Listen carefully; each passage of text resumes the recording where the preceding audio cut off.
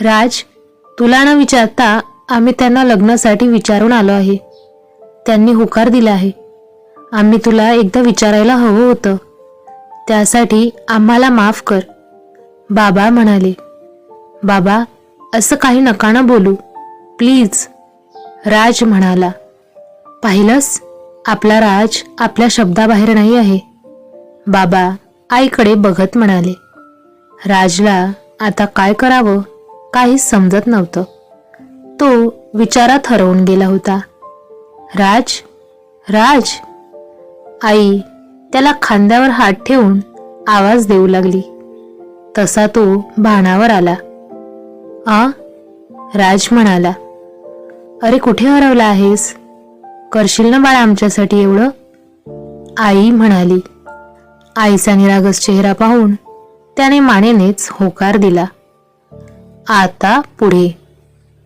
मनामध्ये कितीतरी दुःख साठवून राजने होकार दिला होता. त्याचा होकार मिळताच आईबाबांना खूप आनंद झाला होता. त्याच्या चेहऱ्यावरील आनंद पाहून राजने त्याचं दुःख चेहऱ्यावर दाखवलं नव्हतं. तो चेअरवरून उठून रूममध्ये जायला निघाला. अरे, जेवून तर घे, आई म्हणाली. अगं, झालं माझं. आणि तो लगेच रूममध्ये जायला निघाला. आई आणि बाबा त्याच्याकडे बघतच राहिले. आपण बरोबर तर करत आहोत ना ग? एकाला दुःखातून बाहेर काढण्यासाठी आपण दुसऱ्याला तर दुःखात ढकलत नाही आहोत ना? बाबा म्हणाले. नाही हो, हे सगळं ॲक्सेप्ट करायला त्यालाही वेळ लागेलच. आपण त्याला त्याचा वेळ द्यायला हवा. तुम्ही काळजी नका करू, आई म्हणाली. राज रूममध्ये आला. येताच त्याने रूमचं दार बंद केलं आणि बेडवर येऊन बसला. लग्न, आणि तेही त्यांच्याशी? मी त्यांच्याशी लग्न कसं करू शकतो? त्या माझ्या होणाऱ्या वहिनी होत्या. त्यांच्याशी लग्न करून मी कार्तिक ब्रोला फसवल्यासारखं नाही होईल का? आईबाबांनी हे काय कोडं माझ्या समोर मांडलंय? ब्रो असता तर त्याने मला या कोड्यातून वाचवलं असतं. नाही, ब्रो असता तर हे कोडच निर्माण झालं नसतं. ब्रो, ब्रो बघणारे, हे काय होतंय? आई बाबा मला काय म्हणत आहेत? मला त्या मुलीशी लग्न करायला लावत आहेत, जिचं लग्न तुझ्यासोबत होणार होतं. या लग्नाने ना त्या सुखी होणार आहेत ना मी. पण मी काय करू ब्रो? फक्त आईबाबांसाठी मी होकार दिलाय. ते आधीच खूप दुःखात आहेत. तू गेल्यामुळे त्यांची झालेली अवस्था मी विसरलेलो नाही. खूप दुःख सोसलं आहे रे त्यांनी. आणि आता माझ्यामुळेही त्यांना दुःख व्हावं, मी हे सहन करू शकणार नाही. त्यांना आणखी दुःखात मी नाही बघू शकत. पण ब्रो, लग्न? तुला तर माहिती आहे ना माझं तिच्यावर किती प्रेम आहे. राज रडत रडत म्हणाला. आणि त्याने मोबाईलमध्ये तिचा फोटो ओपन केला. तो त्या फोटोकडे बघू लागला. त्याचे अश्रू मोबाईलवर पडत होते.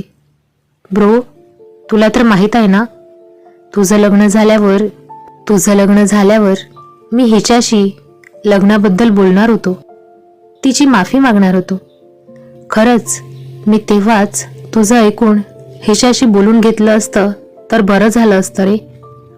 ब्रो, तू खरंच हवा होतास रे. ब्रो, येणारे परत. तुझ्या राजला समजून घेणारं कोणीच नाही रे. प्लीज ये ना. आणि तो ढसाढसा रडू लागला. रडण्याशिवाय तो दुसरं करू तरी काय शकत होता. तो तसाच बराच वेळ रडत राहिला. रडता रडता त्याला कधी झोप लागली हे त्याचं त्यालाही कळलं नाही.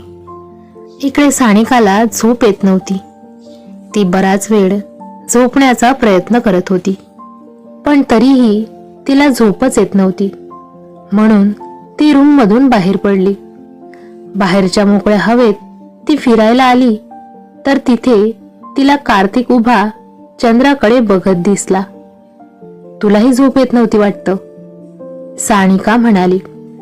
सानिकाचा आवाज ऐकताच तो मागे वळला तर त्याला सानिका तिथे दिसली. तू तू अजून झोपली नाहीस? कार्तिक म्हणाला. हो, झोपच येत नव्हती. म्हटलं चला बाहेर फिरून यावं. पण तू का जागा आहेस? तुलाही झोप येत नव्हती का? सानिका म्हणाली. मला आवडतो पौर्णिमेचा चंद्र बघायला. रात्रीच्या काळोखात त्याचा प्रकाश किती छान वाटतं नाही बघायला, कार्तिक म्हणाला.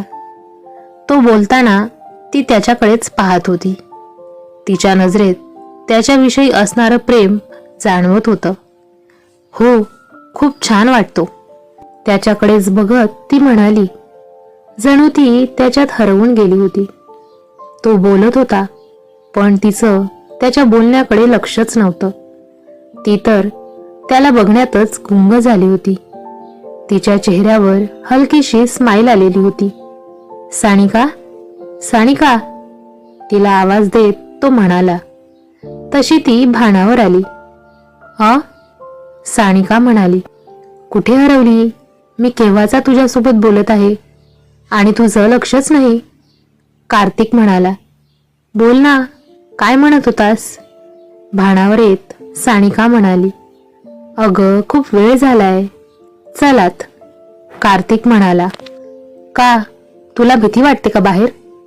ती मस्करी करत म्हणाली आणि दोघेही हसत हसत आत आले. तेवढ्यात कार्तिकचं लक्ष सानिकाच्या पप्पांच्या रूमकडे गेलं.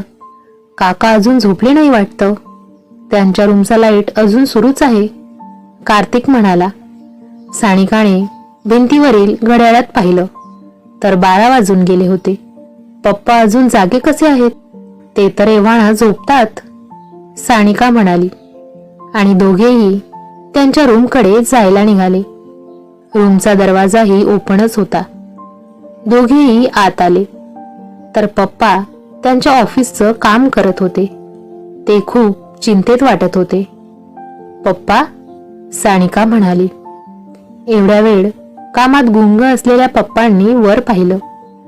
काय झालं, तुम्ही दोघे इथे? पप्पा म्हणाले. अहो पप्पा, उद्या करता येईल हे काम, आता झोपा पाहू तुम्ही, सानिका म्हणाली. नाही बेटा, खूप अर्जंट आहे हे. उद्या मीटिंग आहे, त्यासाठी हे वर्क आजच करायला हवं, पप्पा म्हणाले. पप्पा, मला जर यातील काही कळलं असतं तर मी नक्कीच मदत केली असती तुम्हाला, सानिका नाराजीच्या स्वरात म्हणाली. कार्तिक तेथील फाईल बघत होता. सोबतच पप्पांच्या लॅपटॉपवरही लक्ष टाकत होता. त्याने लगेच त्याचं सोल्युशन सांगायला सुरुवात केली. तो पटापट सगळं सांगत होता. पप्पा आणि सानिका दोघेही त्याच्याकडे अवाक होऊन बघतच राहिले.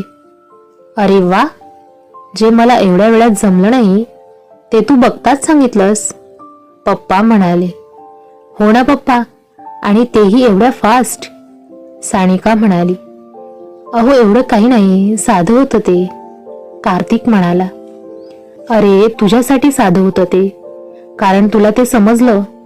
एवढा हुशार आहेस तू, मला माहितीच नव्हतं, पप्पा म्हणाले.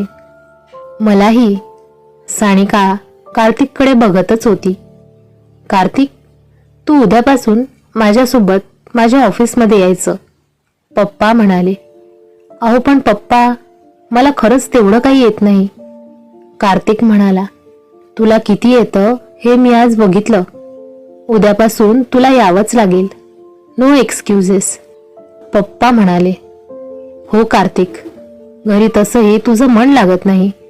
ऑफिसला गेल्यावर तुझं मनही रमेल आणि पप्पांनाही मदत होईल. हो ना पप्पा, सानिका म्हणाली. हो, पप्पा म्हणाले. ठीक आहे, कार्तिक म्हणाला. बरं, झोपा मग आता सगळे. उद्या कार्तिकचा ऑफिसचा फर्स्ट डे असणार ना, त्याला लेट नको व्हायला, कारण माझ्या ऑफिसमध्ये कुणीही लेट झालेलं मला आवडत नाही, पप्पा मस्करी करत म्हणाले. हो कार्तिक, पप्पा खूप स्ट्रिक्ट आहेत बरं का, सानिका हसत म्हणाली. कार्तिकही हसला आणि तिघेही झोपायला निघून गेले. कार्तिक त्यांच्या कंपनीमध्ये काम करणार, म्हणजे तो कामात त्याचं मन रमणार. त्यामुळे ती खूप खुश झाली होती. स्वभावासोबतच तो हुशारही होता. त्यामुळे तिच्या मनात त्याच्यासाठी अजूनच जागा निर्माण झाली होती. ती कार्तिकचाच विचार करत झोपी गेली. दुसऱ्या दिवशी ती सकाळी उठली. तिला तिच्या हातचा नाश्ता बनवून कार्तिकला खाऊ घालायचा होता, कारण आज ऑफिसचा त्याचा पहिला दिवस होता. त्यामुळे त्याला उशीर होऊ नये या काळजीने ती पटापट आवरत होती. ती लवकर उठून रेडी झाली आणि मंदिरात गेली. देवा, माझ्या कार्तिकचा आज ऑफिसचा पहिला दिवस आहे. त्याला त्याच्या कामात यश मिळू दे आणि तो खूप पुढे जाऊ दे. सानिका मनातल्या मनात देवाकडे मागणं मागत होती. मागणं मागताना आपण कार्तिकला माझा कार्तिक म्हणालो. या गोष्टीचं तिचं तिलाच हसू येत होतं. पण होईल का तो माझा? त्यालाही आवडत असेल का मी? की त्याच्या गतायुष्यात कुणी असेल त्याची? या विचारानेच सानिकाच्या अंगावर काटा उभा राहिला. काही काय विचार करत आहेस सानिका? अगं, आजचा दिवस किती शुभ आहे हे विचार सोड आता, ती स्वतःला समजावत म्हणाली आणि घरी जायला निघाली.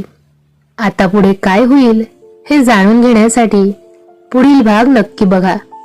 तुम्हाला व्हिडिओ आवडला असेल तर नक्की लाईक करा आणि अशाच छान छान कथा पाहण्यासाठी चॅनलला सबस्क्राईब करायला विसरू नका. धन्यवाद.